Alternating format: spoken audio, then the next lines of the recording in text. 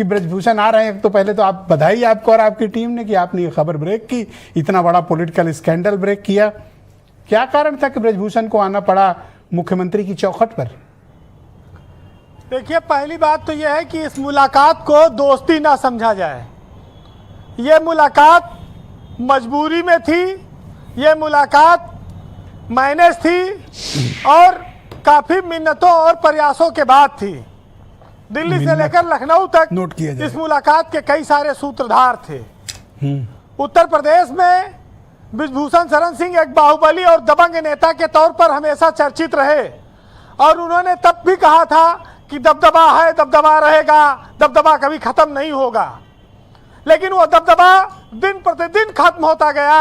वो दबदबा उन पहलवानों के आंदोलन के बाद से टिकट कटा, उसके बाद से प्रदेश में, जिले में जो राजनीतिक रूप से वो कमजोर होते गए, वो सबको दिखाई पड़ता रहा।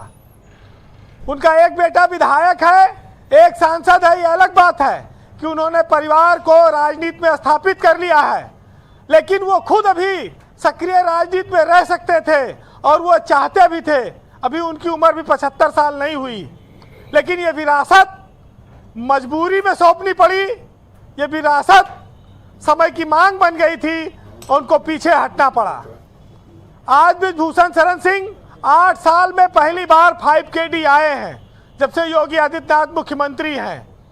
वैसे सभाओं में, गोंडा के दौरे पर, कार्यक्रमों में, चुनावी मंचों पर मिलना एक अलग बात है, वहाँ मिलते रहे हैं। लेकिन मुख्यमंत्री आवास पर वही आता है जिसको मुख्यमंत्री बुलाते हैं, समय देते हैं और वो प्रदेश के मुख्यमंत्री के तौर पर वहाँ उससे मिलते हैं। वो उनकी इच्छा है, उनकी कृपा है कि वो किससे मिलना चाहेंगे। ये योगी आदित्यनाथ की एक छवि आज उत्तर प्रदेश में है। ब्रजेश जी, पहलवानों वाले प्रकरण से जिस तरह से ब्रजभूषण शरण सिंह राष्ट्रीय स्तर पर विवादित हुए और भाजपा ने उनसे अपना पिंड छुड़ाया, उसके बाद से उनकी जिले में दिन ब दिन कहा जाए तो उनका रसूख घटता जा रहा था, आसपास के इलाकों में घटता जा रहा है। और ख़ास तौर से PWD के टेंडरों में जब बार बार मुख्यमंत्री ने उनको निरस्त किया और वहाँ के चीफ इंजीनियर, एक्सियन, जेई तक सब सस्पेंड कर दिए गए, हटा दिए गए, तो ये ठेके पट्टों का खेल भी समाप्त हो गया और ठेका लूटने वाले काफ़ी जेल में भी चले गए।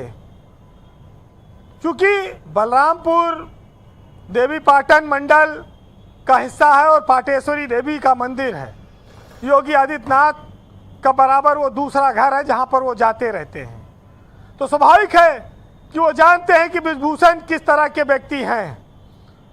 आज जब वो मिलकर निकले हैं तो उनकी बॉडी लैंग्वेज ने ये बता दिया है कि वो जिस उम्मीद और आशा से गए हैं वो निराश होकर लौटे हैं।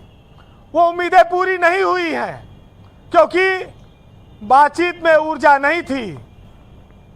2 हेलीकॉप्टर रखना, सैकड़ों स्कूल होना, अकूत संपत्ति और साम्राज्य होना, ये उनका अपनी अर्जित की गई ताकत, बाहुबल, संपत्ति सब है।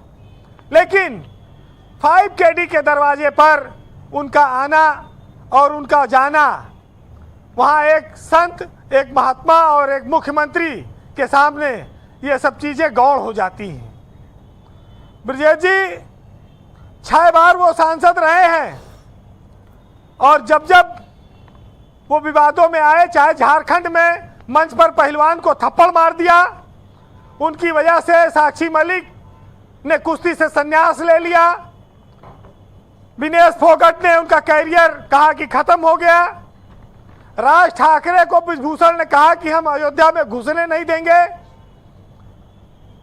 ये सब बहुत सारी चीजें हैं, लेकिन ब्रजभूषण श्री प्रकाश शुक्ला से डरते थे। लोग बताते हैं कि श्री प्रकाश शुक्ला जब जिंदा था तब ये बाहुबली और माफिया छवि के ब्रजभूषण बिहार में जाकर बैठते थे, सूरज भान जैसे बड़े बड़े माफियाओं के पास जाकर वहां पर संरक्षण लेते थे और उनसे कहते थे कि इसको समझाओ। ऐसी चर्चाएं आती हैं अपराध जगत में जी। वैसे तो 1993 में दाऊद इब्राहिम के गुर्गों को संरक्षण देने का भी उन पर आरोप लगा था। और सबसे बड़ा एक मामला तब आया जब पंडित सिंह पर गोली कांड हुआ और उसमें फिर वो कई सालों बाद बाइज्जत बरी हुए। पंडित सिंह को बहुत गोलियां लगी थी, अब उनका निधन हो गया। तो ब्रजेश जी, बहुत सारे किस्से और कहानियां हैं और वो राजनीति में सफलता की सीढ़ियां चढ़ते रहे और अपने कहा जाए जो उनका सिंहासन था, जो उनका साम्राज्य था, वो फलता फूलता रहा। वैसे आजकल वो दर्द में और दर्द भरी शायरी बड़ी गाते हैं, तो आज कुछ उनकी कहानियां सुनाऊंगा आपको जी। साक्षी मलिक के मामले में तो उस समय कहा गया कि उठो द्रौपदी, अब तलवार उठा लो, अब कृष्ण ना आएंगे, शस्त्र उठा लो। हाँ, शस्त्र उठा लो, तमाम सारी बातें उस समय पता कही नहीं गई क्यों थी। सपा वाले तो कह रहे हैं अन्याय के खिलाफ लड़ने वाले योद्धा। अभी साजन जी ने बताया, हम सबको काफी इनलाइटन किया साजन जी ने। देखिए, वो योद्धा जब मंच पे जाता है तो उसने एक बार ये शेर पढ़ा कि कभी अश्क, कभी गम और कभी जहर पिया जाता है। हमसे न पूछो कि दर्द कहाँ कहाँ पर है, एक जगह हो तो बताऊं। ये मंच पे बोले हैं। तो ये कई जगह दर्द था उनको। सच्चे नायक और क्या क्या, अभी सुनील जी से काफी का देखिए, आप 4 लाइन में डिबेट में इस सबसे बात को क्लासिक सुनिएगा, सुनील साजन का क्योंकि वक्त कम है और बातें लंबी हैं। ब्रिजभूषण शरण सिंह ने सोशल मीडिया पर लिखा है खुद कि जब कदम थक जाते हैं तो हौसला साथ देता है, जब सब मुंह फेर लेते हैं तो खुदा साथ देता है, और जब मैं और तुम मिले तो किसी और की बात क्या करें, कि जहर पिया जाता है तब जाकर जमाने में जिया जाता है। बस, तो जहर किसने पिया वीरेन जी? तो कैसे वो जी रहे जमाने में, उन्होंने बता दिया है। पिया मतलब जहर उन्होंने बिल्कुल पिया, राजनीतिक रूप से पिया, अपनी कुर्सी अपने बेटे को देकर पिया, मजबूरी में पिया, ठेके पट्टों से लेकर दबदबे में पिया, हर जगह पीना पड़ा है। दबदबा खत्म अब? देखिए कम सूरज तो हुआ। देखिए, हर व्यक्ति का सूरज अस्ताचल की ओर जाता है।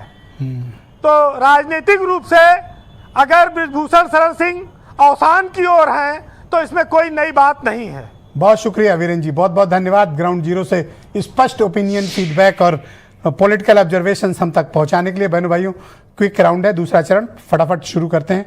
मेरे साथ संजय सिंह मौजूद हैं, बीजेपी के लीडर हैं। ये आप तो थोड़ी कंजूस